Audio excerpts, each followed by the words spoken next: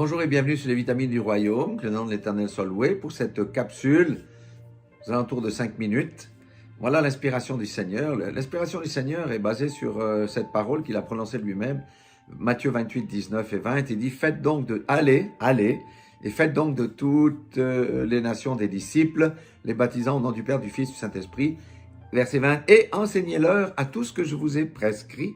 Et voici, je suis avec vous tous les jours jusqu'à la fin du monde. Amen. Donc, nous connaissons la grande commission, mais nous considérons ça des fois peut-être avec une trop grande altitude. Si nous regardons aujourd'hui, en fait, cette grande commission a deux volets. Le premier, il est à la fois personnel, elle est à la fois personnelle, mais aussi elle est à la fois collective. À la fois personnelle, pourquoi? Parce que le Seigneur a placé chaque membre dans une place particulière et lui a donné des talents et des dons pour qu'il puisse rendre ministère dans le corps de Christ. Amen. Mais il y a le volet collectif aussi, où l'ensemble du corps de Christ, où l'ensemble des croyants dans un endroit ou un autre, sont appelés à rendre ministère et à accomplir l'ordre de la mission. Pourquoi tout ça? Parce que Christ est la tête du corps, alléluia, du corps mystique sur la terre. C'est pour ça qu'il a dit d'ailleurs, je suis avec vous tous les jours jusqu'à la fin du monde. Précision ici, j'aimerais bien préciser quand même que le corps de Christ n'est pas constitué de tous ceux qui vont à l'église, mais de ceux qui appartiennent à Jésus, qui ont été appelés, sauvés, adoptés, justifiés. De ceux qui considèrent Jésus non seulement comme sauveur, mais aussi comme leur Seigneur. De ceux qui obéissent à la parole de Dieu, qui marchent dans la repentance et la sanctification, sans laquelle personne ne verra le Seigneur. De ceux qui connaissent Dieu et que Dieu appelle par leur nom. Amen. Le Seigneur nous appelle personnellement et collectivement dans son œuvre, chacun à son niveau. Ce que j'aimerais dire, c'est que dans ces temps de la fin, la tentation est grande de se retirer du monde et de vivre reclus ou isolés ou entre nous qui avons l'Esprit de Dieu. Et ceci peut se comprendre. Pourquoi? Parce que le monde est pourri et qu'il n'y a rien de bon là-dedans et rien de bon ne peut sortir du monde.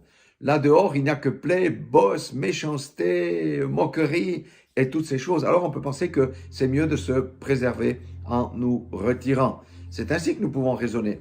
Mais le Seigneur m'a révélé au Burundi, et souvent, ces dernières années, j'ai pensé un peu ça quand même. Mais le Seigneur m'a révélé au Burundi que l'Église, ça veut dire l'Église de Jésus-Christ, qui est disséminée dans toutes les églises du monde et même en dehors des églises, est un hôpital. Et que les gens du dehors, les gens du monde, et même des fois à l'intérieur de l'Église, ont besoin d'être soignés. Si nous nous retirons, qui pensera les blessures de ces personnes? Qui empêchera de mourir ceux qui sont sur le point de mourir sans le salut? Le Seigneur avait dit que la moisson était grande et qu'il y avait peu d'ouvriers. Aujourd'hui, beaucoup ont oublié ces paroles qui ont été prononcées pour nous inciter à jouer notre rôle. Maintenant, le Seigneur peut ordonner à quelqu'un pour un temps de se retirer, comme ce fut le cas pour mon épouse et pour moi-même, pendant 3 ans.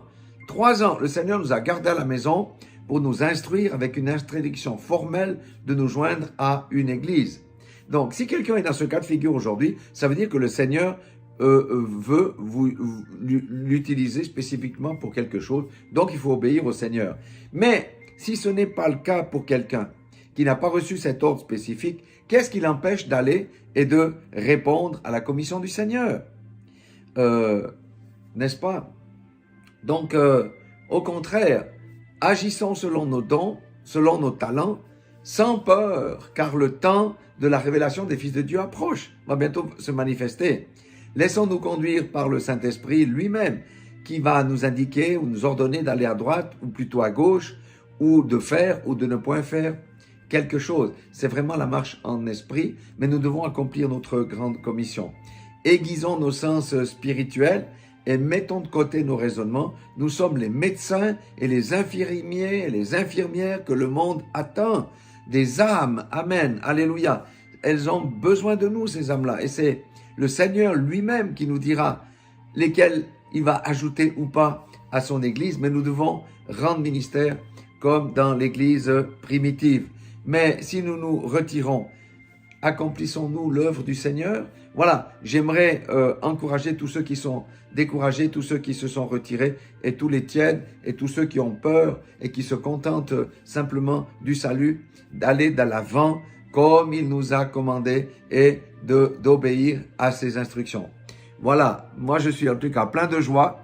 Que le Seigneur remette ces choses à la surface parce que ça me motive et j'espère que beaucoup d'entre vous seront motivés. Voilà, soyez tous bénis dans le nom puissant de Jésus-Christ de Nazareth, notre Sauveur et notre Seigneur. Amen.